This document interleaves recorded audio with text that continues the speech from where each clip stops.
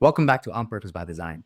These short segments will equip you in leading a life of purpose as you embrace the mission that God has placed on your life and you step forward powerfully and purposefully into it.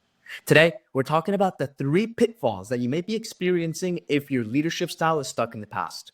Long gone are the days where somebody could very easily sit behind a desk with a plaque saying, hey, go do that. Long gone are the days where we are driven by fear. In the world of today, connection and relationship trump fear and intimidation. That leadership style does not work anymore. In fact, I would assert it never did. But in the past, it was much more acceptable, leading people to have to follow. Now, they don't have to. The world has gotten much smaller, and technology has got a part to do with that, which is one of the things we'll talk about today. So these 3 pitfalls, be mindful. Where do you see these showing up within your business and your organization today? Number 1, lack of feedback. Does your team open up about what they're experiencing? If your team isn't speaking up, they don't feel safe. And in the world of today, if there is no safety in the workspace, rest assured your team is going to soon enough disengage. Studies now show about 30% of companies' full revenue goes into disengaged employees, which costs them millions over the long term. Your role as a leader is to ensure that you are creating a safety within the organization. There is enough vulnerability present so that the team can open up. They can share what they're going through, because the people that are on the field, picking up the phone, doing the work, are going to have invaluable information for you to innovate on the processes, the product, and it's going to help you tremendously in making sure that you penetrate more of the marketplace and ensuring you're delivering top level value. If your team is not communicating, there's a lack of safety, and this is going to kill your business and your leadership if you don't do something about it. Number 2, rigid work processes. Adaptability beats outdated systems every single time.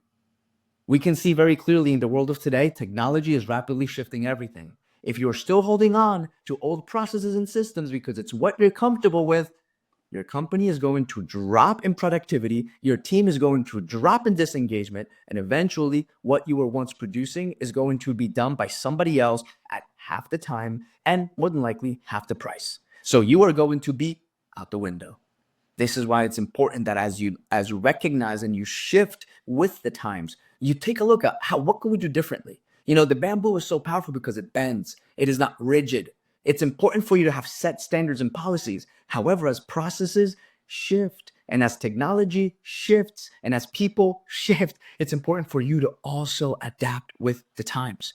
Ensure that you have a very strong opinion of something, but you hold it weakly. You don't hold on to it too strong, because what you right now know to be the truth and to be good for business may very shortly be taken and thrown to the wayside. You must adapt with the times. Number 3, one-way communication. If you're always talking, then when are you listening? Most people right now talk too much.